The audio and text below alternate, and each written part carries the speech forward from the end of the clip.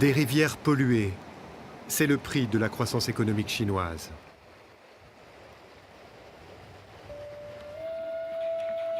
Ruo Daishan, lui, se bat pour changer les choses et depuis 15 ans, son engagement lui a valu coups, insultes et persécutions. Aujourd'hui, il se rend dans sa région natale, à Huanmingying, un village de l'est du pays. Depuis qu'il a perdu sa mère et l'un de ses meilleurs amis, tous deux emportés par le cancer, il ne veut plus se taire. Il a abandonné son poste dans un journal pour enquêter en indépendance sur la pollution du fleuve Huai. Ses reportages photos ont été publiés dans toute la Chine et font de lui l'un des plus grands défenseurs de l'environnement du pays. Grâce à ses recherches, Ruo Daishan a révélé l'existence de nombreux villages du cancer dans le bassin du fleuve Huai. La plupart des habitants apprécient son travail car il est le seul à enquêter sur le terrain. Cette rue, les villageois l'appellent la rue du cancer. Chaque famille compte au moins une victime. Dans cette famille là-bas, la dame souffre du cancer de l'estomac. Elle doit rester allongée. Et leur voisine, Kung Queen, a le cancer des intestins. Juste à côté, M. Sun Fing-jun a le cancer de l'œsophage. Et là devant, c'est Liu Yuji. Elle est atteinte du cancer des os. On va rendre visite à ces personnes.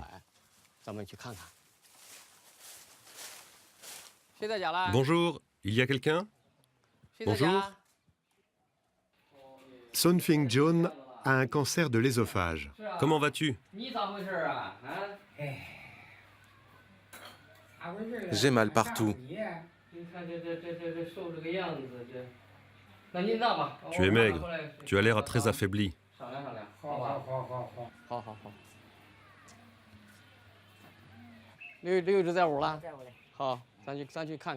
La voisine, Liu Yuji, souffre elle aussi d'un cancer depuis plusieurs années. Bonjour, je peux entrer? Comment ça va?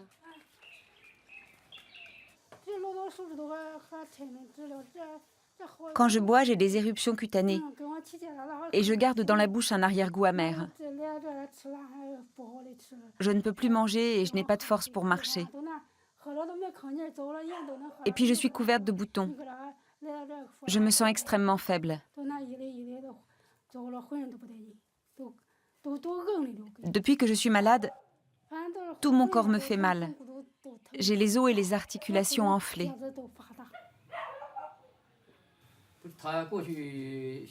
Les médecins ont mis longtemps avant de trouver ce qu'elle avait.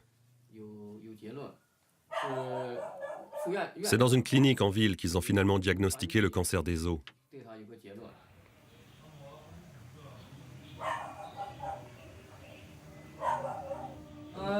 Les analyses de leur puits ont révélé que l'eau contenait des teneurs en métaux lourds 3000 fois supérieures au seuil autorisé.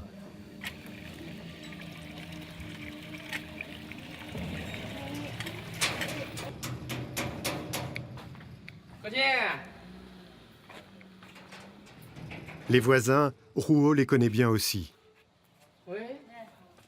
Il a collecté de l'argent pour financer l'opération de Kung Queen. Il y a 8 ans, elle a dû subir l'ablation d'une tumeur intestinale. À l'époque, son mari avait même envisagé de vendre leur petite fille pour financer le traitement coûteux.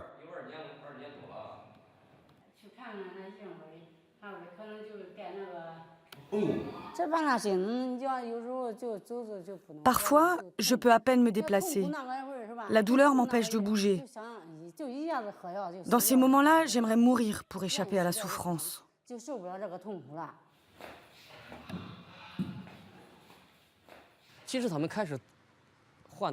Le cancer ne se déclare pas tout de suite. Ça commence par une diarrhée chronique et avec le temps se développent les cancers, principalement du foie, de l'estomac et de l'intestin. Nous avons collecté et analysé des données sur 8 ans. Les résultats montrent qu'ici, il y a beaucoup plus de décès que dans d'autres régions. Le taux de cancer dans ces villages est 15 à 24 fois plus élevé qu'ailleurs.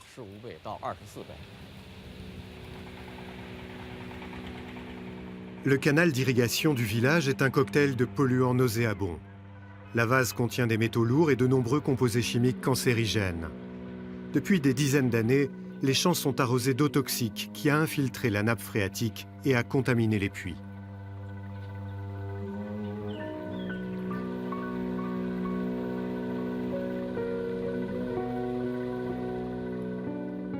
Le fleuve Huai est loin d'être un cas isolé. Dans l'est de la Chine, la plus vaste région industrielle du monde, les rivières sont presque toutes devenues de gigantesques égouts.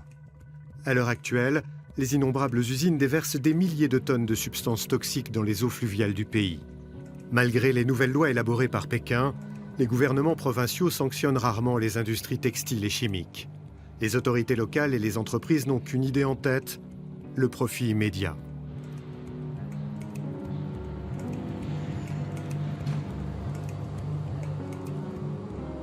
Mais les ouvriers des usines ne sont pas les seules victimes.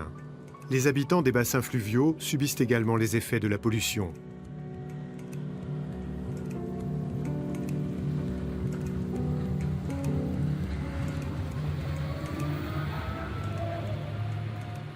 Le combat de Ruo Daishan rappelle celui de David contre Goliath. S'il n'a pas encore vaincu les géants industriels grâce à son action, les questions de pollution sont de plus en plus présentes dans la presse.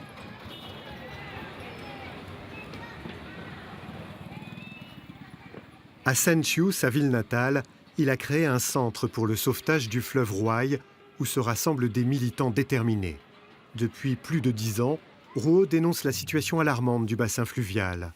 Ses reportages sont diffusés sur Internet et dans les médias nationaux. Ces photos, souvent choquantes, ont été récompensées par des prix en Chine, lui permettant ainsi de financer son travail. Des donateurs privés le soutiennent, mais son champ d'action reste extrêmement réduit. Ses fils l'accompagnent souvent sur des sites pollués. Sans masque de protection, le danger est souvent mortel. À peine un mois après ce reportage photo, 6 paysans sont morts et 4 autres ont été blessés après avoir puisé de l'eau dans la rivière. Ils voulaient irriguer leurs champs et en enlevant avec leur seau l'écume qui s'était déposée, ils ont inhalé une émanation toxique qui leur a fait perdre connaissance. C'était du gaz d'hydrogène sulfuré. Quand l'ambulance est arrivée, il était déjà trop tard. Min Jie, le fils cadet de Ruo, a fait des études d'art. Il aide son père dans ses reportages photos. Avec son fils aîné, Ruo a créé 8 stations de protection de l'environnement le long du fleuve.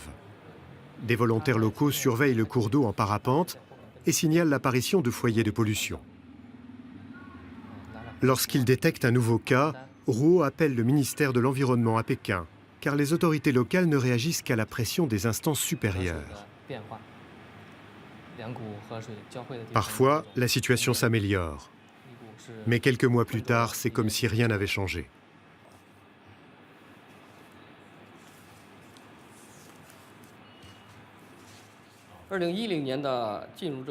En 2010, pendant la saison sèche, nous avons constaté une détérioration de la qualité de l'eau. De nombreux indicateurs comme le manque d'oxygène ou la présence d'ammoniac en attestaient. L'eau sentait mauvais et la surface était recouverte d'écume. L'été, nous avons relevé les mêmes résultats. L'eutrophisation a favorisé le développement de bactéries et la couleur rouge du fleuve a viré au vert. Plusieurs fois par an, Ruo prélève des échantillons d'eau pour déterminer le degré de pollution. Il analyse également les transformations de la vie aquatique. Les poissons meurent en grand nombre et présentent des anomalies pathologiques.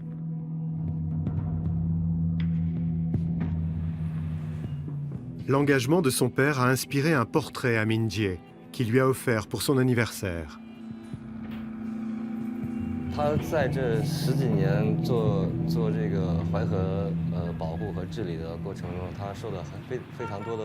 Depuis plus de 10 ans, mon père lutte pour la protection du fleuve Huai. On lui a fait beaucoup de tort.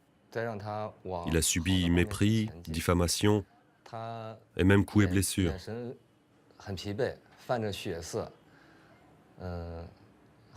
Mais c'est toujours la même vitalité qui l'anime dans son combat pour le bien. Il a les yeux très fatigués, ils sont tout rouges. Son regard en dit long sur ce qu'il a vécu. Mais en même temps, ses yeux brillent d'une détermination qui anime tout son travail.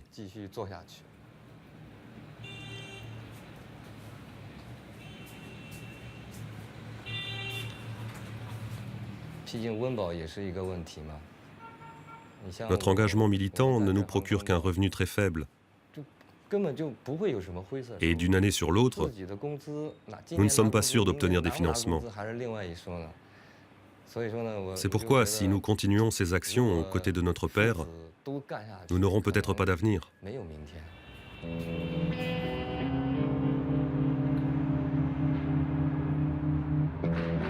Après la pluie, lorsque le smog se dissipe, Pékin, centre décisionnel du pays, prend une allure futuriste. Chaque année, le gouvernement investit des milliards d'euros pour l'essor économique du pays. Mais tandis que les gratte-ciel poussent comme des champignons, la protection de l'environnement est laissée à l'initiative privée de citoyens engagés qui ne disposent que de moyens très limités.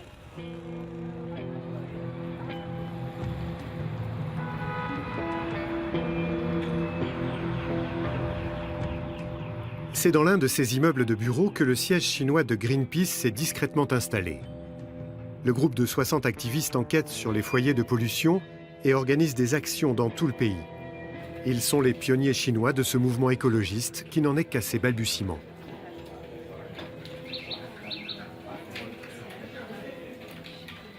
L'équipe de Li Yifang a publié des chiffres effarants.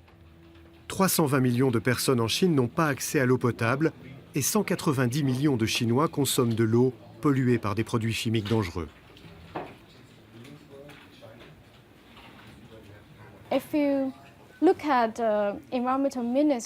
Le service de contrôle des substances chimiques toxiques au sein du ministère de l'Environnement se compose de 10 personnes en tout.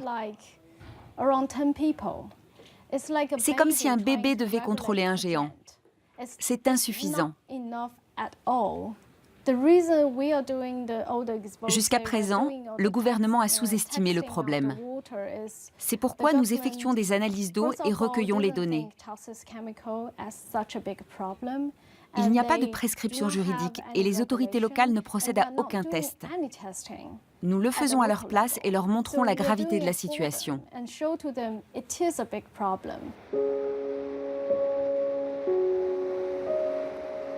L'année dernière, Greenpeace a publié cette vidéo sur Internet. Près de la ville de Hangzhou, So Guantong et sa femme se battent contre la pollution dans leur région. Aujourd'hui, les égouts sont rouges.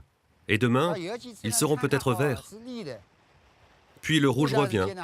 Et ainsi de suite.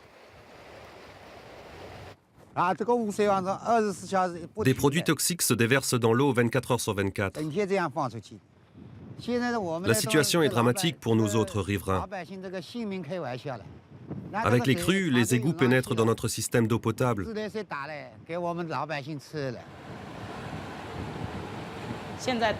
Cela dure depuis 20 ans et jusqu'à présent, personne n'a jamais agi. C'est désespérant. Faut-il attendre encore des décennies pour que ça change ?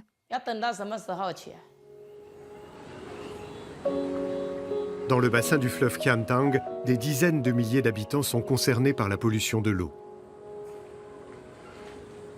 Au cours des 20 dernières années, le couple n'a cessé d'adresser des pétitions aux autorités locales, mais en vain. Pendant ce temps, les cas de diarrhée, d'éruptions cutanées et de cancer ont fortement augmenté. Le fleuve et l'eau du robinet sont contaminés et les riverains n'utilisent plus que de l'eau de pluie pour arroser leur jardin, se laver et boire. Les responsables sont bien connus, mais ils n'ont jamais fait l'objet de poursuites. Les substances chimiques continuent d'être évacuées dans le fleuve sans épuration préalable.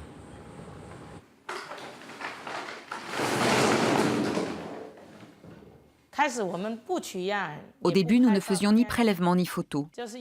Nous avons toujours téléphoné au service de l'environnement à Xiaoshan et ils promettaient de passer. Mais le jour où ils sont venus, il n'y avait pas d'écoulement d'eau polluée. Alors ils ont dit qu'ils ne voyaient pas de preuves. Que voulez-vous qu'on fasse ?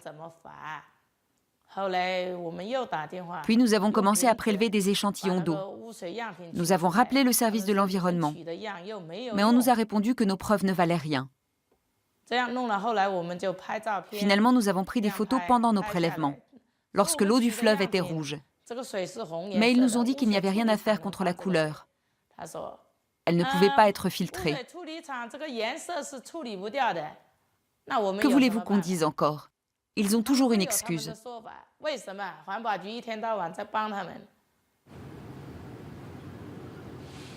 Mais Wei Dongying n'a pas baissé les bras. Elle a commencé à distribuer des centaines de questionnaires à ses voisins et 60 personnes ont répondu. Beaucoup ont décrit leurs problèmes de santé. 10% souffraient du cancer. Certaines personnes n'ont pas rempli le questionnaire ou ne me l'ont pas rendu. D'autres en ont envoyé une copie aux autorités locales pour dire « Regardez ce que fait Wei Dongying ». Les autorités m'ont demandé d'arrêter. Ils ont dit que si les gens avaient le cancer, c'est qu'ils étaient déjà malades. L'usine chimique n'était pas en cause. Alors je leur ai posé une question. Mais comment se fait-il que ces gens soient tombés malades? Et ils ne trouvaient plus rien à me dire.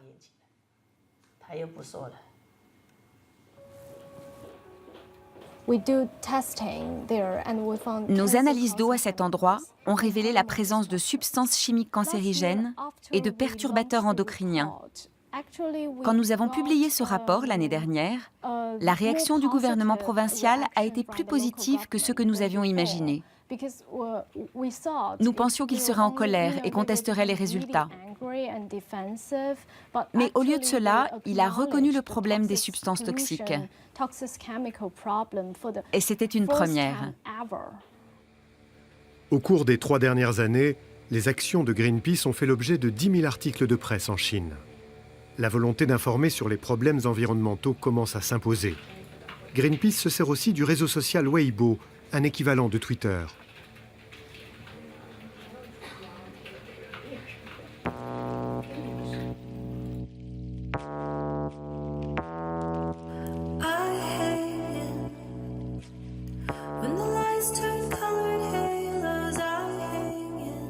L'effet de surprise créé par cette séance photo dans les égouts d'une teinturerie a permis à Greenpeace de pénétrer dans l'usine.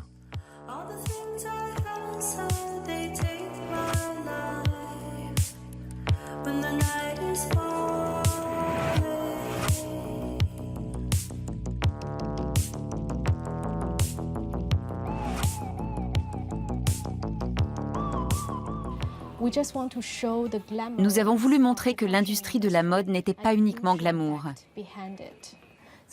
Et ce problème ne concerne pas seulement la Chine ou les habitants proches des usines. Les produits toxiques utilisés pour la fabrication sont toujours présents sur les vêtements que nous achetons en magasin. Nous avons fait des tests sur 100 vêtements de marque dans 20 pays différents.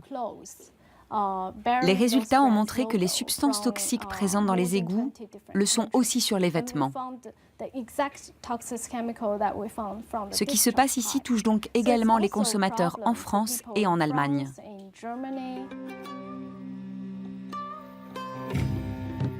Certains fabricants ont promis de renoncer aux substances toxiques à partir de 2019. C'est un premier pas qui arrive cependant trop tard pour beaucoup de victimes. Progressivement, la Chine prend conscience des dangers que représente la pollution de l'eau, et c'est en partie grâce à Ruo Daishan.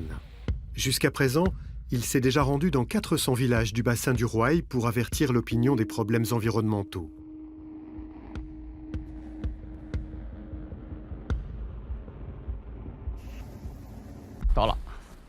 Aujourd'hui, il veut créer une centrale de purification d'eau dans le village de Dongkunsunlu. La construction du réservoir a été réalisée avec les habitants du village. Il y a quelques années, un Chinois résidant au Japon avait vu un reportage sur Ruo Daishan et lui avait conseillé un système microbiologique qui permet de rendre l'eau potable. La technique a fait ses preuves et Ruo et ses fils équipent les villages les uns après les autres grâce aux subventions de donateurs japonais.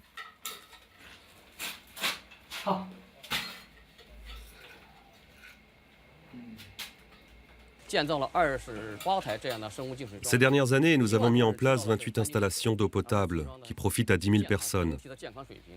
Et le cancer recule lentement. Dans certains villages, pourvus de ce système, il n'y a plus eu de nouveaux cas de cancer depuis 5 ans. Nous avons également discuté avec le ministère provincial responsable de l'eau et de la technologie pour qu'il équipe tous les villages qui en ont besoin.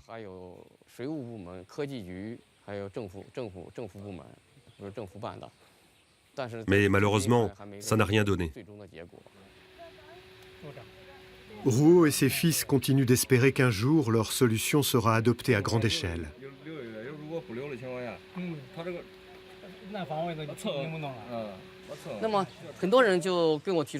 On me demande souvent pourquoi je fais faire à mes fils ce travail environnemental mal payé. Ils gagneraient bien plus avec un autre emploi. Je trouve que dans notre société, il y a assez de gens qui gagnent beaucoup d'argent. Ce qui manque, ce sont des personnes conscientes et responsables. J'espère que les jeunes générations le comprendront, qu'elles feront preuve de respect envers leurs semblables et envers toute forme de vie.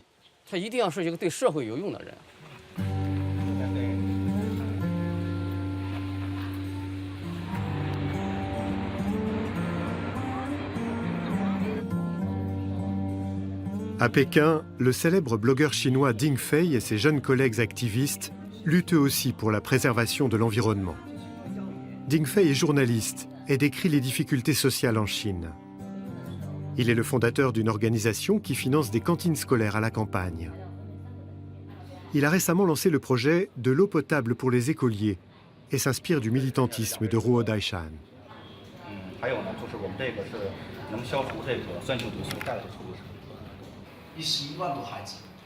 Il organise des conférences de presse pour faire connaître l'initiative. Son message bénéficie d'un accueil favorable dans les médias nationaux.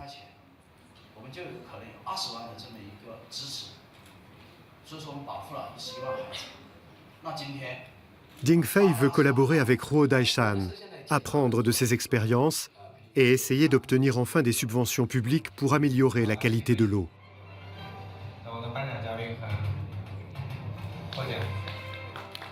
Les actions de Ruo Daishan ont d'ores et déjà été récompensées par des prix. Ensemble, les activistes espèrent être de plus en plus influents.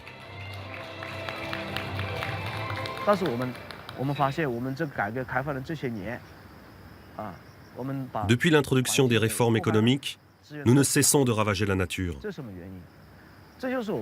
Comment expliquer cela? C'est le modèle de développement chinois. Il ne suit aucune logique économique. Il est ambitieux et sans scrupules, et ne s'intéresse qu'au succès immédiat. Mais notre modèle n'a pas seulement dévasté les ressources naturelles. À l'heure actuelle, il menace la santé de millions de personnes. La richesse générée par notre société se retourne contre nous. C'est une victoire à la Pyrrhus. En d'autres termes, un échec. Nous ne réglerons ce problème qu'avec l'aide des plus hautes instances du gouvernement. Ruo Daishan a rarement vu le monde industriel prendre ses responsabilités. Mais il rencontre parfois des exceptions, comme cette grande teinturerie de cuir. Après plusieurs années de négociations, elle a enfin construit une station d'épuration. Les reportages de Ruo Daishan et les protestations des habitants sont remontés jusqu'à Pékin, qui a fait pression sur le gouvernement provincial. Et la direction de l'usine a dû céder.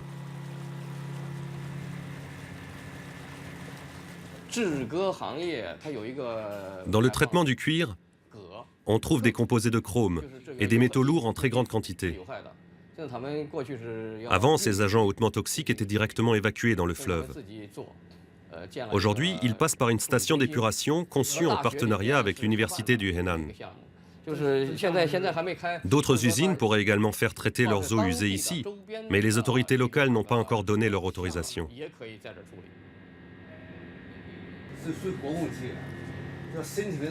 Nous contrôlons régulièrement nos eaux usées pour être sûrs de ne pas dépasser les limites légales. Et nous transmettons ces données au gouvernement provincial. La Chine compte en tout et pour tout 57 usines qui respectent les normes environnementales. Ici, dans la province du Henan, il n'y en a que 3.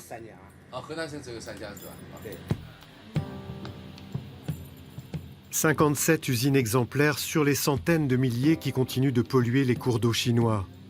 Le chemin est encore long pour être conforme aux standards occidentaux.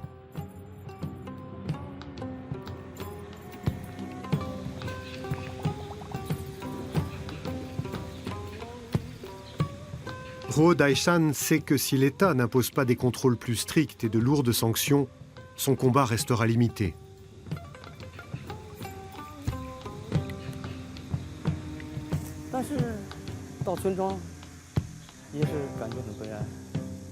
Quand je visite les villages et que je parle avec les habitants, cela m'attriste toujours.